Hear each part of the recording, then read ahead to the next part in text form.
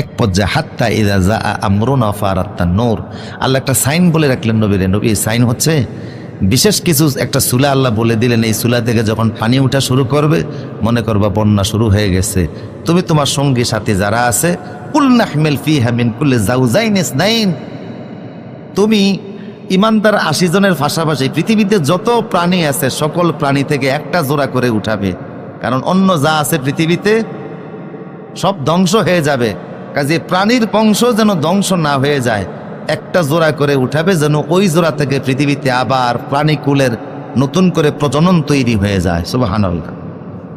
আর মানুষের মধ্য থেকে যারা ঈমান আনছে শুধু তারা, এর বাইরে কেউ উঠতে পারবে না, শুধু টিকিট যারা নিয়েছে লা ইলাহা ইল্লাল্লাহ ওয়া হালাকা ইল্লা মান সাওয়াকা আলাইহিল কাউল, ঈমানদার ব্যতীত যারা আছে সব ধ্বংস হয়ে যাবে। নহরে আমার প্রিয় সদীর নৌকা বানাইলেন, ঈমানদারদেরকে উঠাইলেন, সারা পৃথিবীতে এত বন্যা হলো, এত পানি হলো, পাহাড়ের উপরে পর্যন্ত পানির স্রোত চলে গেল, পৃথিবীর সব জায়গায় পানি চলে আসলো।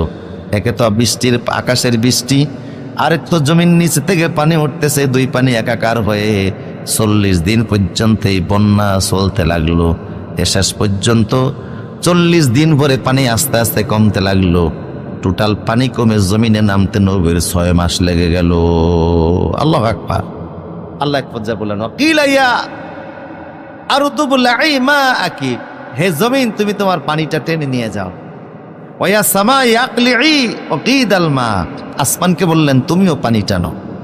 আসমানও পানি টানতেছে, বাষ্পীয় আকারে পানি আকাশে উঠতেছে, আকাশে ওইটা মেঘ হয়ে গেছে, জমিন পানি টেনে নিয়ে গেছে, মাটির নিচে পানি চলে গেছে, একেবারে জমিনকে শুকনা আগের মতো আল্লাহ পাক পরিবেশ দেয়া দিলেন।